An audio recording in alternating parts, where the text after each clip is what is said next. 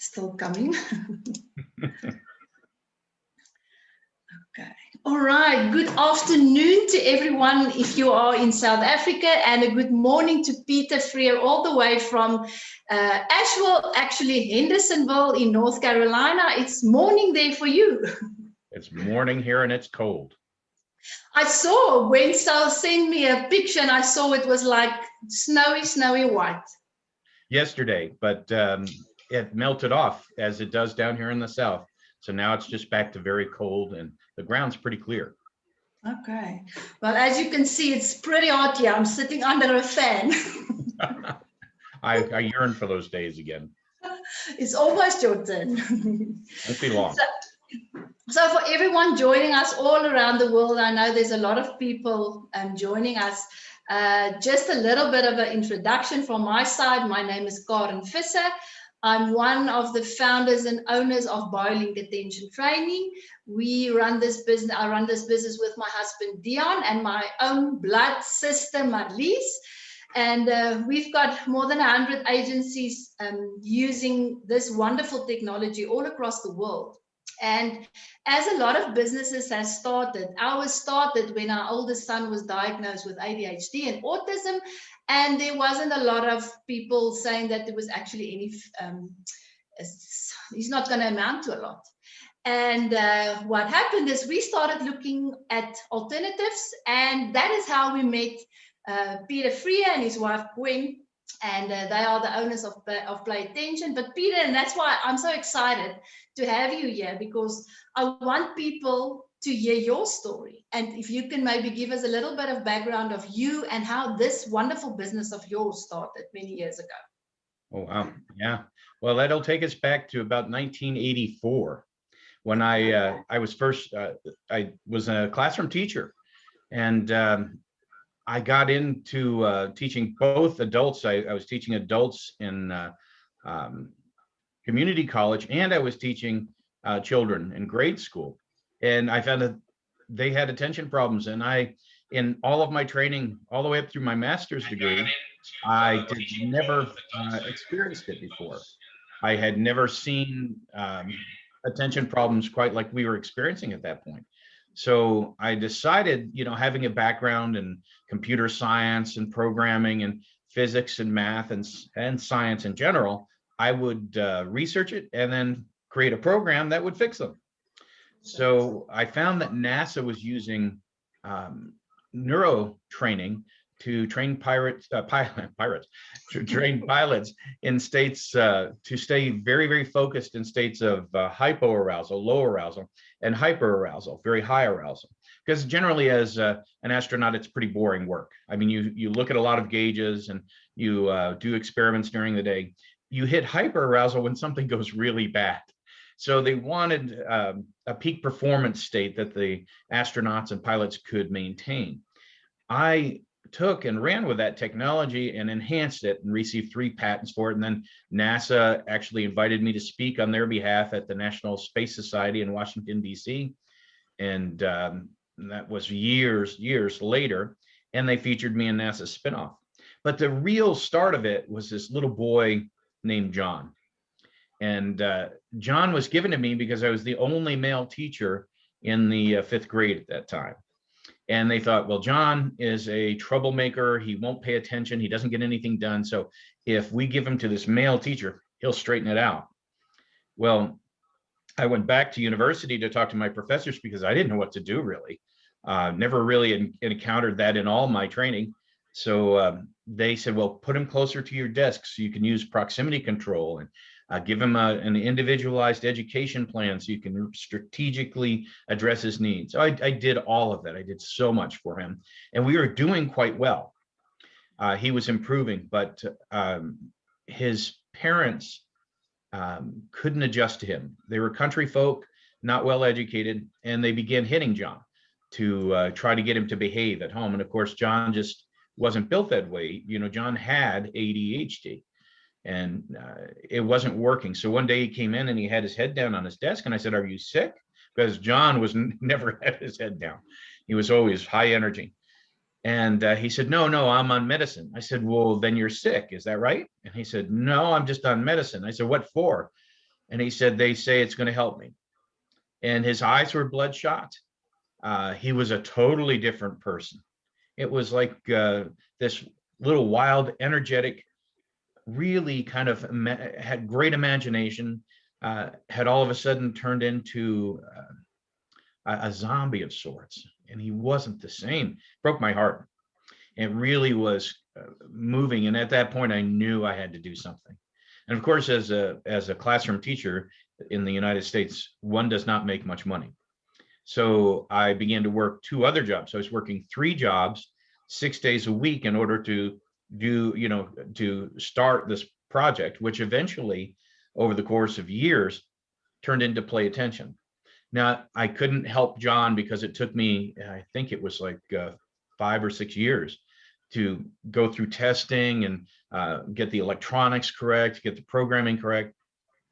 And John ended up in jail, which is where many of these kids end up because they have poor executive function.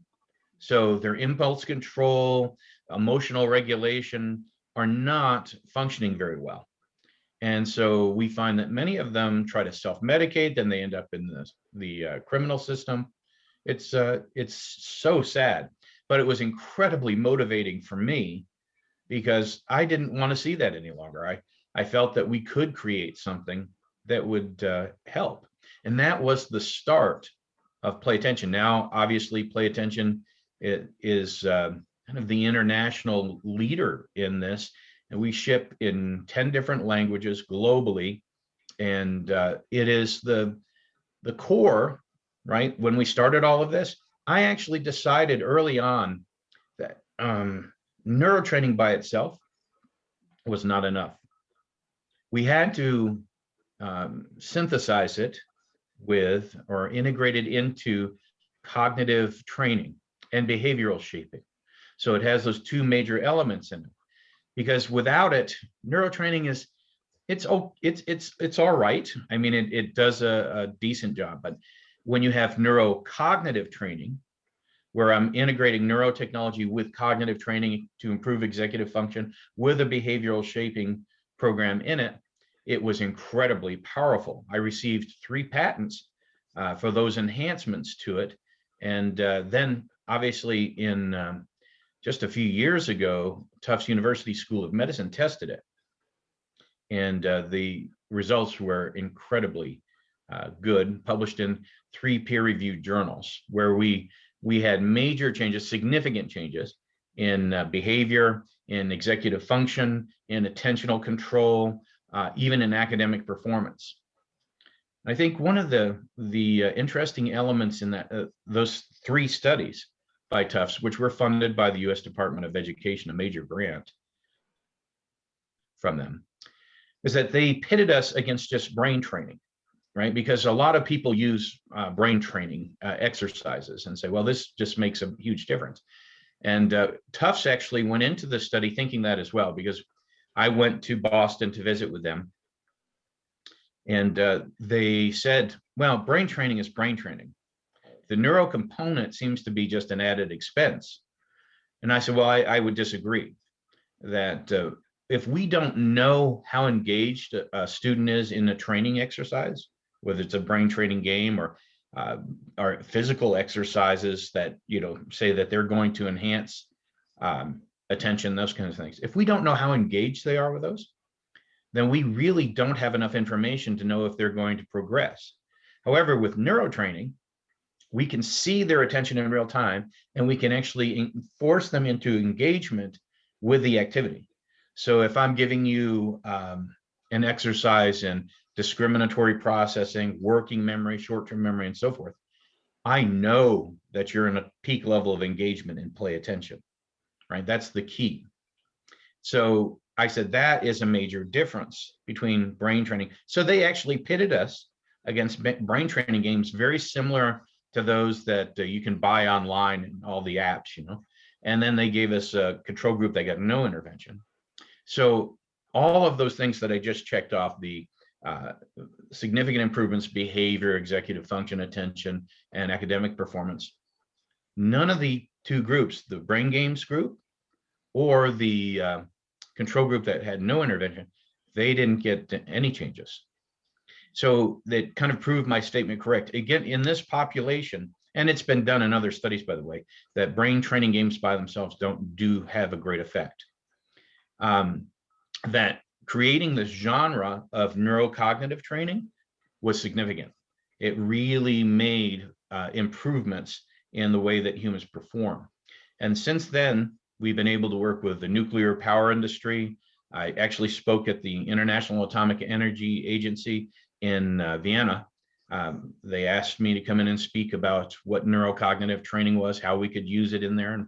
And then I was, again, I had lectured at NASA on behalf of them to talk about pulling this extraterrestrial technology they had down to Earth and how it could be applied. And we've worked with US Olympic teams, Da Vinci robotic surgeons, NASCAR. So it's come a long way, but it does demonstrate the efficacy of using this type of training that we have in play attention itself. Didn't mean to ramble on so long. That's kind of the story in a nutshell. No, it's awesome. And for those of you that don't know us, because like I said, there's a large audience today, is that, Peter, one of the things, like our son really struggled with sensory integration. So he could not filter any noises. And that was actually the reason why he was so anxious all the time, because he couldn't filter this.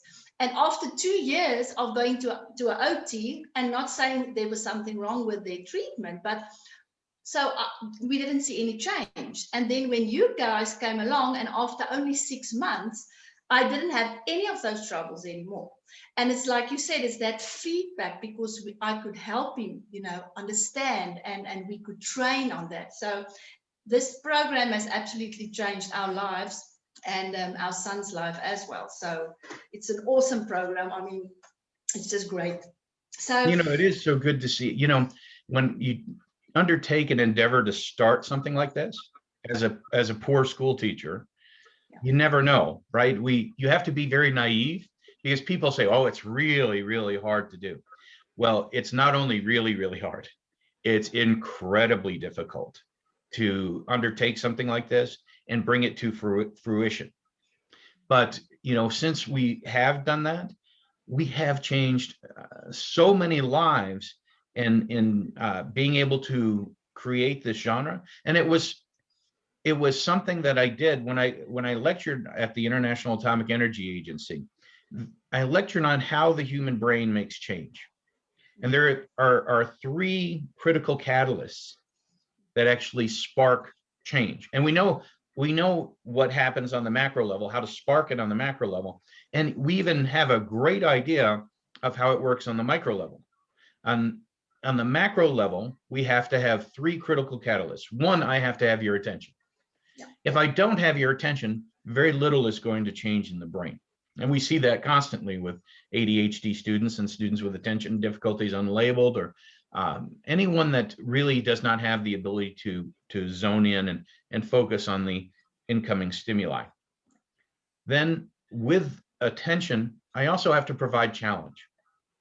If I tell you something that you already know, then it just elicits memory. You recall, oh, I already know, and you don't listen anymore. So I have to bring you to the level of challenge, right? I have to come right up to the edge of what you already know, what you can do, or what, physical or mental challenge, and push you just a little further. And then I have to do that in the 3rd category, which is deliberate practice, which means deliberate practice is much different than just regular practice.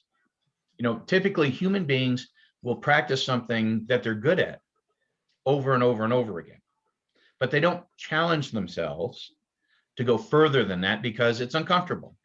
And I'm not good at it. I don't like to do it. So in play attention, we incorporated, obviously, the attention, which is the neuro component. And then the challenge factor is we have several different challenges in play attention. One of them is the algorithm itself. The attention algorithm allows you to pay attention at a certain level, your best initially, but then every so often it says, can you do a little bit more? Can you pay a little bit more attention? And then it pushes you to that level. If you're not successful, it'll drop back to your last most successful state, but then it does it again. The loop is continuously on to see if I can get more from you, to challenge you, to make your brain want to change. And that was key in our development, so that we could push people just a little bit further and make certain their brain was going to live up to that challenge. And then we do a deliberate practice module, which means that we give them a sequence of activities, and each one of those has not only the challenge built into the attention, paying attention to it, but each one will give you more challenge as you go up from, your basic level to a bronze level to a gold levels and so forth. That way we know that we are challenging you as an individual, and that we are challenging your brain to make new connections. Now, we know how this works even on the micro level. It's done with messenger RNA. When your brain meets a certain challenge that it's not encountered before, the brain will actually release, and this is called the Krebs cycle, cyclic AMP response elements and binding proteins. It actually releases messenger RNA to develop a new network connection. It's like getting a brand new cell phone that connects my brain to all the other cell phones inside my head, all the other cells and all the other networks, and it establishes a new pathway for it. And this is something that's been shown. What we now did in Play Attention is we've connected the macro to get the micro to activate, to get that little cycle to change. And that's what you saw in your son. And that, when there is that feedback loop that you get in deliberate practice, that I make little goals and then I'm able to meet those goals, and I see what is just ahead of me in those little mini goals that we present in Play Attention, and I get there, I make really good improvement, but the improvement also is lasting, right? Because it's not temporary. We're building the new network internally to accommodate those challenges. And that's why you get to see those changes that you've never seen before as you experienced, because we've gotten that formula together that works incredibly well when training humans, whether they have TBI, autism, ADHD, it really doesn't matter, because the brain will change. It is neuroplastic, right? It will make changes, but in order to do that, we have to get the right kind of program, and that's something else we should talk about, I think, too, is that Play Attention offers so many different challenges as far as the games internally, right? We even have games for social skills. We have games for motor skills. We have games for basic math. We have games to learn to finish homework on time. We even have the academic bridge module, right? So we wanted to address as many different areas so that you could actually customize a program for a student rather than just a one-size-fits-all approach. We've always been customizable. We've always allowed people to pick those areas of executive function that they're weak in and develop it.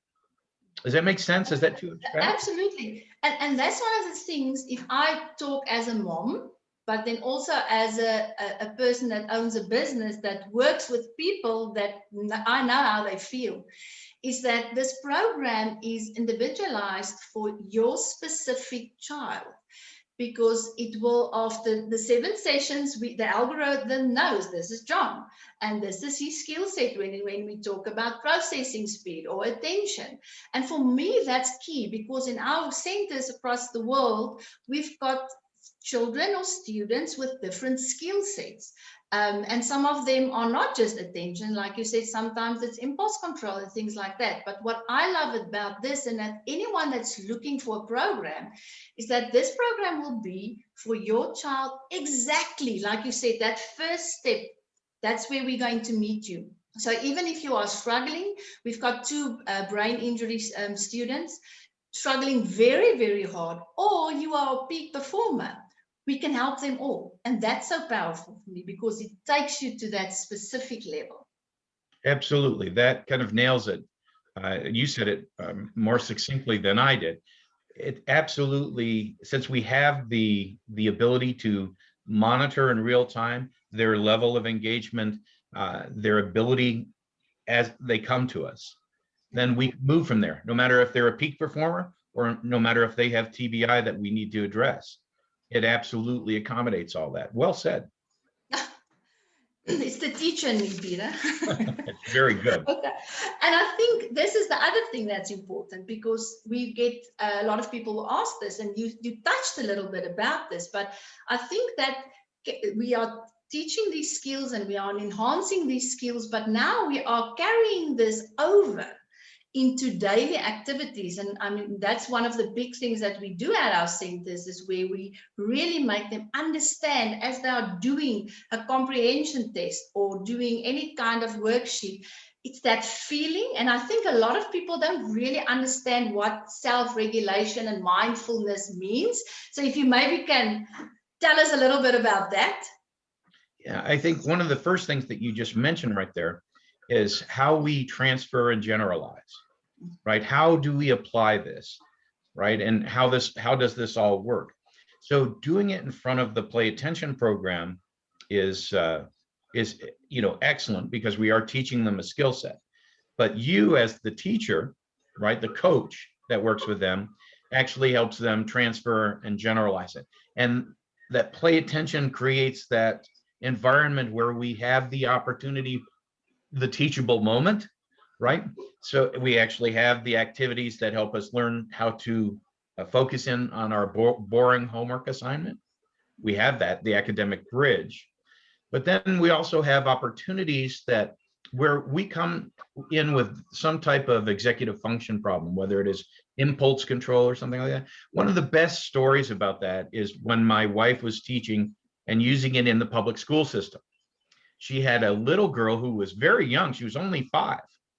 And when Gwen had her come into the office to do Play Attention, if there was anything near the monitor or near the keyboard, that child would have it in her hands, and she would be, twisting it, pulling it, biting on it, just because that was one of her ways to try to keep stimulated. So she came in one day and she caught Gwen moving everything away from the computer, and she saw it and didn't say anything. The next session, she came in and she had a box of crayons with her. And she looked at Gwen and she said, "See these?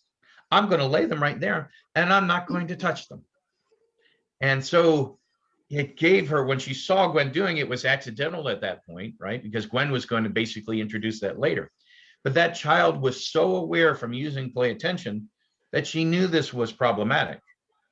And yet she said, "I can overcome it. I know how to do it." And so she did that. And then the next time she came in, she brought the pack of crayons, opened it, put one out. So now she had a temptation, and then didn't touch it then. So she not only proved it to herself, but she was proving it to Gwen that she could develop this impulse control, this self-regulation, which is a huge part of executive function. Does that answer the question that you were? Absolutely. And I think that's the main thing is, and I've seen this through how many students that has come through our business, that's now almost 14 years. Something like impulse control, if you tell a child to wait, they don't know what that word means at all. It's non-comprehensible. But when they see it and they see what happens, if they I'm too fast, and they can actually experience it. I can tell you, Peter, in 20 hours, we get children that was like 100% impulsive, go to 20% impulsiveness in 20 minutes. Just because of that fact, I always tell parents, you know what, this Play Attention gives me just a tool to communicate much better to a child or student to understand what it means, what the behavior means, because most of the time they don't even know they're doing it. You are so right. It creates an environment for opportunity. Yeah. Right. It's not just all of the games. It's that we're creating this environment where there's opportunity to look at these problems, these executive function deficits that we have, and actually address them so it has meaning. Because you can tell a child to pay attention or stop fidgeting, and they have no idea what you're talking about. If you're talking about attention, you're talking to them about a land, you know, that they have never been to, right? So it's totally abstract.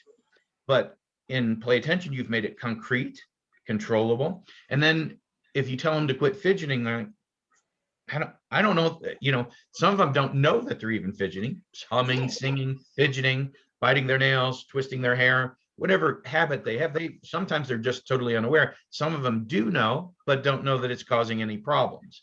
But then you're in that feedback loop, and then you see, you know, oh, it does affect my attention. And then the coach can say, does that happen in class? I do it all the time in class. Well, how are your grades? So there is that opportunity to teach it. Now, there is, for all those people viewing, if you haven't seen the marshmallow tests, you should look up the marshmallow tests, right? So they would put a sole child in a room and put a marshmallow on a paper plate in front of that child. A group of psychologists would do this, and it's been repeated over and over and over again. And then they say, if you don't eat that marshmallow when I get back, I'll give you another marshmallow. So you see most of those children struggle. They're just looking at it, and that 5 minutes elapses, and finally some of them will just bite it and start eating it. And then others can regulate, self-regulate, and then control their impulses. So they absolutely hold off and they don't eat it, you know.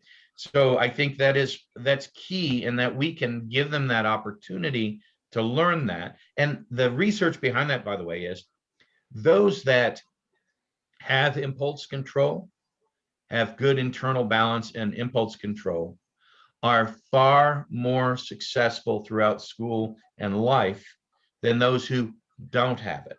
So they followed many of these students for many years to see where they ended up. And those that did not have impulse control did not fare as well as those who had good, you know, self-regulation. And that's kind of key. That's why we want to be able to teach and to be able to do it, right? Yeah. Learn it. Yeah. Peter, I know you've got a lot of stuff, but can I ask you one more question? I just need to brag a little bit.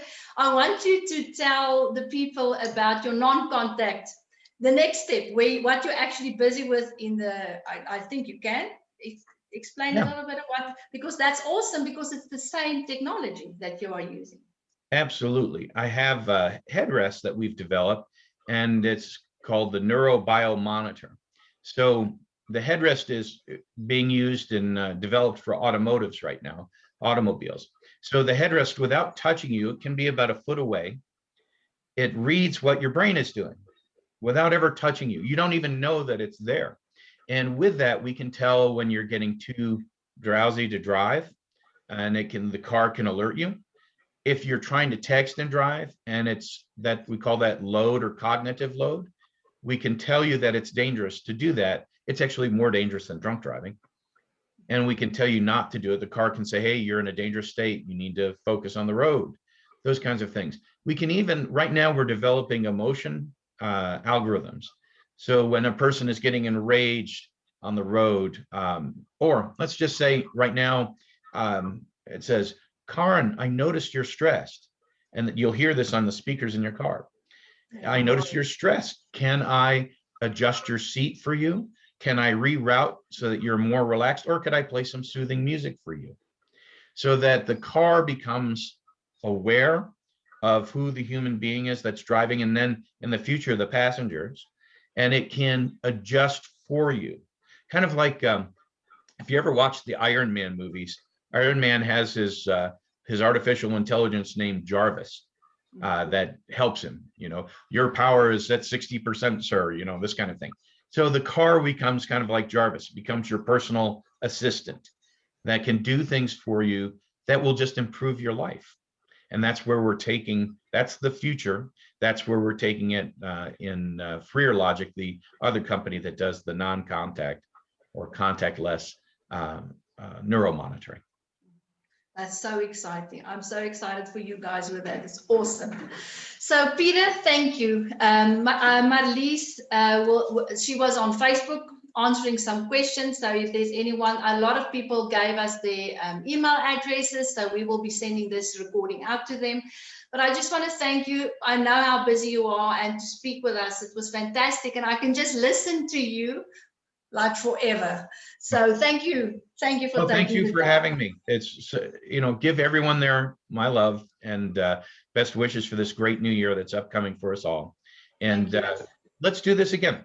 We should do it every now and then to stay updated. And if this generated questions from the folks that are watching, let's answer them next time we meet. How's that sound? Yeah, no, fantastic. Thank you so much, Peter. You have a great day further. You too. Take care. Okay, bye. Bye.